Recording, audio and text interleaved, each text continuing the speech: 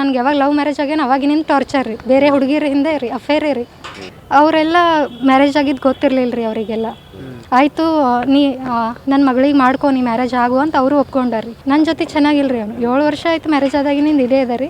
Police station ತಿರುಗಿ ಸಾಕಾಗಿದ್ರಿ, ಎಲ್ಲಿ ನ್ಯಾಯ ಅಂತೂ ಸಿಕ್ಕಿಲ್ಲ ರೀ. ಅವ್ರದ್ದೇ ಸಂಘಟನೆ ಮಾಡ್ತೇನೆ, ಅದೇ ಸಂಘಟನೆ ಹೆಸರು ಇಟ್ಕೊಂಡೆ ಎಲ್ಲ ಹುಡುಗಿಯರಿಗೆ ಬ್ಲ್ಯಾಕ್ ಮೇಲ್ ಮಾಡೋದು, ನಿಮಗೆ ಮ್ಯಾರೇಜ್ ಆಗ್ತೀನಿ ಅಂತ ನಂಬಿಸೋದು, ನನ್ನ ಮ್ಯಾರೇಜ್ ಆಗಿಲ್ಲ ಅಂತ ಹೇಳೋದು, ಮತ್ತು ಜಾಬ್ ಮಾಡಿಸ್ತೀನಿ ಅಂತ ಹೇಳಿ ಅಮೌಂಟ್ ಇಸ್ಕೊಳ್ಳೋದು. ಜಾಬ್ ಮಾಡಿಸಲ್ರಿ, ಸುಮ್ಮನೆ ಅಮೌಂಟ್ ಇಸ್ಕೊಳ್ಳೋದು. ಮತ್ತು ಯಾವ್ಯಾವ ಹುಡುಗಿಯರು ಬರ್ತಾರೆ ಸಂಘಟನೆ ಹೆಸರು ಹೇಳ್ಕೊಂಡು ಇವ್ರು ಹೆಲ್ಪ್ ಮಾಡ್ತಾರಂತ ಆ ಹುಡುಗರಿಗೆಲ್ಲ ಯೂಸ್ ಮಾಡ್ಕೊಳ್ಳೋದು. ನನಗೊಂದು 3-4 ಜನದ ಬಗ್ಗೆ ಗೊತ್ತಾಗ್ಯದ್ರಿ. ಈಗ ಅದಕ್ಕಿಂತ ಮೊದಲು ಇನ್ನೂ ಭಾಳ ಅವರಿ. ಅವೆಲ್ಲ ಅವನು ಲ್ಯಾಪ್ಟಾಪಲ್ಲಿ ಏನೇನು ಮಾಡಿದ್ದಾನೆ, ಫೋಟೋಸ್ ವಿಡಿಯೋಸ್ ಎಲ್ಲನೂ ಇಟ್ಕೊಂಡಿದ್ದಾನೆ ರೀ ಅವನು. ಅವ್ರಿಗೆ ಡೈವರ್ಸ್ ಕೊಡೋದ ಕಾರಣ ಈ ಅಂಬಿಕಾಳು ಅವಳೇ ಪರಿಚಯ ಮಾಡಿಕೊಟ್ಟು ಅವಳಿಂದ ಈ ಥರ ಮಾಡಿಸಿ ಅವಳಿಗೆ ಬೆಂಗಳೂರಿಂದ ಕರೆಸಿ ಇದು ಇಬ್ಬರು ಕಲಿತು ಷಡ್ಯಂತ್ರ ರೂಪಿಸಿ ಇದರ ಹಿಂದ್ಗಡೆ ಕೆಲವರು ಅನೇಕ ಕೈವಾಡವಿದ್ದು, ನಾನು ಬೆಂಗಳೂರಿಂದ ಕರೆಸಿ ನನ್ನ ಕಾಲ್ ಹಿಸ್ಟ್ರಿ ತೆಗೀರಿ, ಯಾಕೆ ನಾನು ಫೋನೇ ಮಾಡಿಲ್ಲ. ಇನ್ನೊಂದು ಹೇಳ್ತಾಳೆ, ನಾನು ಅವಳಿಗೆ ದುಡ್ಡು ಕೇಳಿದ್ದೀನಿ ಅಂತ ಹೇಳ್ತಾಳೆ. ನಾನೇ ಅವಳಿಗೆ ಸುಮಾರು ದುಡ್ಡು ಹಾಕಿದ್ದೀನಿ, 50,000 ಹಾಕಿದ್ದೀನಿ, 60,000 ಹಾಕಿದ್ದೀನಿ, ದುಡ್ಡು ಹಾಕಿದ್ದೀನಿ. ಇದು ಇವರು ಮಾಡ್ತಾ ಇರೋದು ನನ್ನ ಹೆಸರಿಗೆ ಕಪ್ಪು ಚುಕ್ಕೆ ತರಬೇಕು, ಷಡ್ಯಂತ್ರ ರೂಪಿಸಿ ಮಾಡ್ತಾ ಇದ್ದಾರೆ. ನಂದು 7 ವರ್ಷ ಆಯ್ತು ರೀ ಮ್ಯಾರೇಜ್ ಆಗಿ. ಲವ್ ಮ್ಯಾರೇಜ್ ಆಗಿತ್ತು ರೀ. ಪಪ್ಪ ಮಮ್ಮಿ ಯಾರೂ ಮಾತಾಡಲ್ರಿ ನಮ್ಮದು ಲವ್ ಮ್ಯಾರೇಜ್ ಆದಾಗಿನಿಂದ. ನನಗೆ ಯಾವಾಗ ಲವ್ ಮ್ಯಾರೇಜ್ ಆಗ್ಯಾನ ಅವಾಗಿನಿಂದ ಟಾರ್ಚರ್ ರೀ. ಬೇರೆ ಹುಡುಗಿರ ಹಿಂದೆ ರೀ, ಅಫೇರೇ ರೀ. ಅವಾಗಿನಿಂದ ಟಾರ್ಚರೇ ಆಗ್ಲತ್ತದ ರೀ. ಇವಾಗ ಏನಂದ್ರೆ ಬೇರೆ ಹುಡುಗಿ ಜೊತೆಗೆ ಅಫೇರ್ದಾಗಿದ್ದ ರೀ. ಆಮೇಲೆ ಆ ಹುಡುಗಿಗೆ ಏನು ಹೇಳೋಣ, ನಾ ಮ್ಯಾರೇಜ್ ಆಗಿಲ್ಲ, ನಿನಗೆ ಮ್ಯಾರೇಜ್ ಆಗ್ತೀನಿ ಅಂತ ಹೇಳಿ ನಂಬ್ಸೇನೆ ರೀ. ಅವ್ರ ಮನೆಯವ್ರಿಗೆ ಹಾಗೆ ಹೇಳಿ ನಂಬ್ಸೇನೆ ರೀ. ಅವರೆಲ್ಲ ಮ್ಯಾರೇಜ್ ಆಗಿದ್ದು ಗೊತ್ತಿರಲಿಲ್ಲ ರೀ ಅವರಿಗೆಲ್ಲ. ಆಯಿತು ನನ್ನ ಮಗಳಿಗೆ ಮಾಡ್ಕೊ, ನೀ ಮ್ಯಾರೇಜ್ ಆಗು ಅಂತ ಅವರು ಒಪ್ಕೊಂಡಾರ್ರಿ. ಆಮೇಲೆ ಅದು ಎಲ್ಲ ವಿಷಯ ನನಗೆ ಗೊತ್ತಾದ್ಮೇಲೆ ನಾ ಆ ಹುಡುಗಿ ಮನೆಯವ್ರಿಗೆ ಮಾತಾಡೀನಿ ರೀ. ನಮ್ಮ ಮ್ಯಾರೇಜ್ ಆಗ್ಯದ, ನಮ್ಮ ಲೈಫ್ನಾಗ ಬರಬೇಡ ನಮ್ಮ ಮಗ ಅಂತ ಹೇಳೀನಿ ರೀ. ಆ ಹುಡುಗಿಗೆ ಅದೆಲ್ಲ ಗೊತ್ತಾದ್ಮೇಲೆ ಆ ಹುಡುಗಿ FIR ಮಾಡ್ಯಾಳ್ರಿ ಇವ್ನ ಮೇಲೆ ಬಂದು. ನನ್ನ ಲೈಫ್ ಯಾಕೆ ಹಾಳು ಮಾಡ್ದು, ನನಗೆ ಯಾಕೆ ಮೋಸ ಮಾಡ್ದು, ಮ್ಯಾರೇಜ್ ಆಗಿಲ್ಲ ಅಂತ ಯಾಕೆ ಹೇಳ್ದು, ಜಾಬ್ ಮಾಡಿಸ್ತೀನಿ ಅಂತ ಯಾಕೆ ಹೇಳ್ದು, ನನಗೆ ಮೋಸ ಯಾಕೆ ಮಾಡ್ದು, ಮ್ಯಾರೇಜ್ ಆದರೂ ಆಗಿಲ್ಲ ಅಂತ ಯಾಕೆ ಹೇಳ್ದು ಅಂಥೇಳಿ ಅವಳು FIR ಮಾಡ್ಯಾಳ್ರಿ ಬ್ರಹ್ಮಪುರ ಪೊಲೀಸ್ ಸ್ಟೇಷನಲ್ಲಿ. ನನಗೆ ಟಾರ್ಚರ್, ನನ್ನ ಜೊತೆ ಚೆನ್ನಾಗಿಲ್ಲ ರೀ. ಅವನು 7 ವರ್ಷ ಆಯಿತು ಮ್ಯಾರೇಜ್ ಆದಾಗಿನಿಂದ ಇದೇ ಇದೆ ರೀ. ಪೊಲೀಸ್ ಸ್ಟೇಷನ್ ತಿರುಗಿ ಸಾಕಾಗಿದ್ರಿ, ಎಲ್ಲಿ ನ್ಯಾಯ ಅಂತೂ ಸಿಕ್ಕಿಲ್ಲ ರೀ. ಇಲ್ಲಿ ನನಗೆ ಹೊಡೆದಿದ್ದ ರೀ ಅವನು. ಇಲ್ಲಿ ಭಾಳ ಸಲ ನಾನು ಕಂಪ್ಲೇಂಟ್ ಕೊಟ್ಟಿದ್ದೀನಿ ರೀ. ಇಲ್ಲಿ ಯಾವುದೂ FIR ಆಗಿಲ್ಲ ರೀ.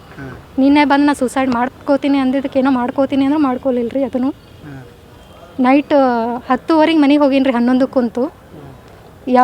ಯಾವ ಥರನೂ ನ್ಯಾಯ ಸಿಗ್ತಿಲ್ಲ ರೀ. ನೀವು ಇಲ್ಲಿಗೆ ಯಾಕೆ ಬರ್ತೀರಿ, ಎದಕ್ಕೆ ಬರ್ತೀರಿ ಅಂತ ಕೇಳ್ತಾರೆ ರೀ. ನಮ್ಗೆ ಇಷ್ಟೆಲ್ಲ ಪ್ರಾಬ್ಲಮ್ ಅದಾವ, ನಾವು ಪೊಲೀಸ್ ಸ್ಟೇಷನ್ಗೆ ಬರ್ಬೇಕಲ್ಲ, ಮತ್ತೆ ಎಲ್ಲಿ ಹೋಗ್ಬೇಕು ರೀ. ಈಗ ನನ್ನ ಗಂಡನಿಂದ ನನಗೆ ಟಾರ್ಚರ್ ಅದ. ಆ ಹುಡುಗಿ ಸಲುವಾಗಿ ನನಗೆ ಹೊಡಿತಾನೆ. ನನಗೆ ಮತ್ತೆ ನಂದು ಆಸ್ತಿ ತೊಗೊಂಡು ಬಾ ಅಂತ ಹೇಳ್ತಾನೆ. ನಿಂದೆಲ್ಲ ದುಡ್ಡು ತೊಗೊಂಡು ಬಾ, 10 ಲಕ್ಷ ದುಡ್ಡು ತೊಗೊಂಡು ಬಾ ನಿನ್ನ ಮನೆಯದು. ಎಲ್ಲಿಂದ ತರಬೇಕು ರೀ ನಾನು? ನನಗೆ ಯಾರಿದ್ದಾರೆ ರೀ? ಮನೆಯೇ ಬಿಟ್ಟು ಬಂದೀವಿ. ನಮ್ಮ ಪಪ್ಪ ಮಮ್ಮಿ 7 ವರ್ಷ ಆಯಿತು ಮಾತಾಡಲ್ಲ. ಎಲ್ಲಿ ಹೋಗಬೇಕು, ಯಾರಿಗೆ ಹೇಳ್ಕೋಬೇಕು ರೀ? ಕಾರಲ್ಲಿ ಕರ್ಕೊಂಡು ಹೋಗಿ ಕುಡಿದು ಗ್ಲಾಸ್ ಎಲ್ಲ ಏರ್ಸಿ ಹೊಡೆಯೋದು, ರೋಡಲ್ಲಿ ಹೊಡೆಯೋದು, ಸಿಕ್ಕಲ್ಲೇ ಹೊಡೆಯೋದು, ಮನಸ್ಸಿಗೆ ಬಂದಂತೆ ಹೊಡೆಯೋದು. ಸ್ವಲ್ಪನೂ ಮನುಷ್ಯತ್ವ ಇಲ್ಲ. ನಮ್ಮ ಹಸ್ಬೆಂಡ್ ರೀ ಮಡಿವಾಳಪ್ಪ ಅಮರಾವತಿ ಅಂತ್ರಿ, ಹಿಪ್ಪರಗ ಅಂತವರು. ಅವರು ರಾಷ್ಟ್ರ ರಕ್ಷಣಾ ಪಡೆ ಅಂತ ಪುನೀತ್ ಕೆರೆಹಳ್ಳಿ ರೀ, ಅವ್ರದ್ದು ಅಧ್ಯಕ್ಷ ಆಗಿದ್ದಾನೆ ರೀ ಇವನು. ಅವರು ಇಲ್ಲಿ ಜಿಲ್ಲಾಧ್ಯಕ್ಷ ರೀ ಇವನು. ಅವ್ರದ್ದೇ ಸಂಘಟನೆ ಮಾಡ್ತೇನೆ, ಅದೇ ಸಂಘಟನೆ ಹೆಸರು ಇಟ್ಕೊಂಡೆ ಎಲ್ಲ ಹುಡುಗಿಯರಿಗೆ ಬ್ಲ್ಯಾಕ್ ಮೇಲ್ ಮಾಡೋದು, ನಿಮಗೆ ಮ್ಯಾರೇಜ್ ಆಗ್ತೀನಿ ಅಂತ ನಂಬಿಸೋದು, ನನ್ನ ಮ್ಯಾರೇಜ್ ಆಗಿಲ್ಲ ಅಂತ ಹೇಳೋದು, ಮತ್ತು ಜಾಬ್ ಮಾಡಿಸ್ತೀನಿ ಅಂತ ಹೇಳಿ ಅಮೌಂಟ್ ಇಸ್ಕೊಳ್ಳೋದು. ಜಾಬ್ ಮಾಡಿಸಲ್ರಿ, ಸುಮ್ಮನೆ ಅಮೌಂಟ್ ಇಸ್ಕೊಳ್ಳೋದು. ಮತ್ತು ಯಾವ್ಯಾವ ಹುಡುಗಿಯರು ಬರ್ತಾರೆ ಸಂಘಟನೆ ಹೆಸರು ಹೇಳ್ಕೊಂಡು ಇವ್ರು ಹೆಲ್ಪ್ ಮಾಡ್ತಾರಂತ ಆ ಹುಡುಗರಿಗೆಲ್ಲ ಯೂಸ್ ಮಾಡ್ಕೊಳ್ಳೋದು. ಅವ್ರ ಫೋಟೋಸ್ ವಿಡಿಯೋಸ್ ಇಟ್ಕೊಂಡು ಬ್ಲ್ಯಾಕ್ ಮೇಲ್ ಮಾಡೋದು, ಅವರಿಗೆ ಅಮೌಂಟ್ ಕೊಡು ಅಂತ. ಈ ಥರ ಎಲ್ಲ ಮಾಡ್ತಾನೆ ರೀ. ಮತ್ತು ಈ ಲೆಕ್ಕನೇ ಇಲ್ಲರಿ. ಅದು ಪೊಲೀಸ್ ಸ್ಟೇಷನಲ್ಲಿ ಲ್ಯಾಪ್ಟಾಪ್ ಕೊಟ್ಟಿದ್ದೀನಿ ರೀ ನಾನು. ಅದು ಅಲ್ಲಿ ಅವ್ರು ಚೆಕ್ ಮಾಡ್ತೀನಿ ಅಂದಾರ ರೀ. ನನಗೊಂದು 3-4 ಜನದ ಬಗ್ಗೆ ಗೊತ್ತಾಗ್ಯದ್ರಿ. ಈಗ ಅದಕ್ಕಿಂತ ಮೊದಲು ಇನ್ನೂ ಭಾಳ ಅವರಿ. ಅವೆಲ್ಲ ಅವನು ಲ್ಯಾಪ್ಟಾಪಲ್ಲಿ ಏನೇನು ಮಾಡಿದ್ದಾನೆ, ಫೋಟೋಸ್ ವಿಡಿಯೋಸ್ ಎಲ್ಲನೂ ಇಟ್ಕೊಂಡಿದ್ದಾನೆ ರೀ ಅವನು. ಕೊಟ್ಟಿದ್ದೀನಿ ರೀ. ಅಲ್ಲಿ ಅವ್ರು ಕೊಟ್ಟಿದ್ದಾರೆ ರೀ, ಅವರು ಹುಡುಗಿ. ಅವಳಿಗೂ ಬ್ಲ್ಯಾಕ್ ಮೇಲ್ ಮಾಡಿದ್ದಾನೆ ರೀ. ನನ್ನ ಮ್ಯಾರೇಜ್ ಆಗಿಲ್ಲ, ನಿನಗೆ ಮ್ಯಾರೇಜ್ ಆಗ್ತೀನಿ ಅಂತ ನಂಬಿಸೇನೆ ರೀ ಅವ್ರಿಗೂ. ಈಗ ನನಗೆ ಎಲ್ಲಿ ನ್ಯಾಯ ಸಿಗ್ತಿಲ್ಲ ರೀ. ಎಲ್ಲಿ ಹೋದರು ನನಗೆ ನನ್ನ ಗಂಡ ಮತ್ತು ಅವ್ರ ಫ್ಯಾಮಿಲಿಯವ್ರು ಎಲ್ಲರೂ ಸೇರಿ ನಿನಗೆ ಇಡಲ್ಲ, ಸಾಯಿಸ್ತೀನಿ, ಜೀವ ಹೊಡಿತೀನಿ ಅಂತ ಅಂಜಿಸ್ತಿದ್ದಾರೆ. ಈಗ ನಾ ಪೊಲೀಸ್ ಸ್ಟೇಷನ್ಗೆ ಬಂದ್ರೆ ಪೊಲೀಸ್ ಸ್ಟೇಷನ್ದಾಗ ನ್ಯಾಯ ಸಿಗ್ತಿಲ್ಲ. ಅವ್ರು ಏನು ನೀವು ಮಾಡ್ಕೊಂಡಿರಿ, ನಮ್ಗೇನು ಹೇಳ್ತೀರಿ ಅಂತಾರೆ. ಮತ್ತೆ ಎಲ್ಲಿ ಹೋಗಿ ಹೇಳ್ಬೇಕ್ರಿ? ನಮ್ಗೆ ಇದೊಂದು ಲಾಸ್ಟ್ ಆಪ್ಷನ್, ಇದೊಂದು ಪೊಲೀಸ್ ಸ್ಟೇಷನ್ ಅಂತ ಬಂದಿರ್ತೀವಿ. ಇಲ್ಲೇ ನ್ಯಾಯ ಸಿಗಲಿಲ್ಲ ಅಂದ್ರೆ ನಾವೇನು ಮಾಡಬೇಕು? ಸೂಸೈಡ್ ಮಾಡ್ಕೊಂಡು ಸಾಯ್ಬೇಕಾ? ಅಂಥ ಪರಿಸ್ಥಿತಿ ಬಂದಿದೆ ರೀ ಈಗ. ವಿದ್ಯಾಶ್ರೀ ರೀ. ಈಗ ನಮ್ಮ ಮಿಸ್ಸಸ್ಸರ ಬಗ್ಗೆ ಹೇಳ್ಬೇಕಾದ್ರೆ 2018ರಲ್ಲಿ ನಮ್ಮದು ಲವ್ ಮ್ಯಾರೇಜ್ ಆಗಿತ್ತು. 8 ವರ್ಷ ಹಿಂದ್ಗಡೆ ಮ್ಯಾರೇಜ್ ಆಗಿ ನಾವು ಕಲಬುರಗಿಯಲ್ಲಿ ವಾಸವಾಗಿರ್ತೀವಿ. ಇದ್ರ ಕೆಳಗೆ 4 ವರ್ಷದ ಕೆಳಗಡೆ ಸಚಿನ್ ಪಟ್ನೆ ಅನ್ನೋರ ಜೊತೆ ನಮ್ಮ ಮಿಸ್ಸಸ್ ಅನೈತಿಕ ಸಂಬಂಧ ಹೊಂದಿ ಅವರ ಜೊತೆ 3 ತಿಂಗಳು ಬೆಂಗಳೂರಲ್ಲಿ ವಾಸವಾಗಿರ್ತಾರೆ. ಅದಾದ ನಂತರ ಕ್ಷಮಸ್ಸು ಎಂದು ಮತ್ತೆ ನನ್ನ ಹತ್ರ ಬಂದು ಇರ್ತಾರೆ.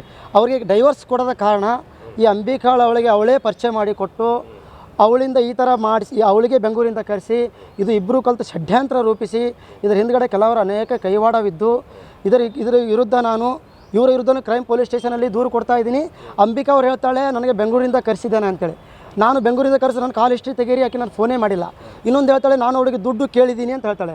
ನಾನೇ ಅವಳಿಗೆ ಸುಮಾರು ದುಡ್ಡು ಹಾಕಿದ್ದೀನಿ, 50,000 ಹಾಕಿದ್ದೀನಿ, 60,000 ಹಾಕಿದ್ದೀನಿ, ದುಡ್ಡು ಹಾಕಿದ್ದೀನಿ. ಇದು ಇವರು ಮಾಡ್ತಾ ಇರೋದು ನನ್ನ ಹೆಸರಿಗೆ ಕಪ್ಪು ಚುಕ್ಕೆ ತರಬೇಕು, ಷಡ್ಯಂತ್ರ ರೂಪಿಸಿ ಮಾಡ್ತಾ ಇದ್ದಾರೆ. ಇದರ ಹಿಂದ್ಗಡೆಗೂ ಅನೇಕ ಕೈವಾಡಗಳಿದೆ. ಇದರ ವಿರುದ್ಧವಾಗಿ ನಾನು ಸ್ಟೇಷನಲ್ಲಿ ಕೂಡ ಕ್ರೈಮ್ ಪೊಲೀಸ್ ಸ್ಟೇಷನ್ಗೆ ಕಂಪ್ಲೇಂಟ್ ಕೊಡ್ತಾ ಇದ್ದೀನಿ. ನಾಳೆನೂ ಕೂಡ ಇದ್ರ ಬಗ್ಗೆ ಕೂಲಂಕುಷವಾಗಿ ಪತ್ರಿಕಾಗೋಷ್ಠಿ ಮಾಡ್ತೀನಿ.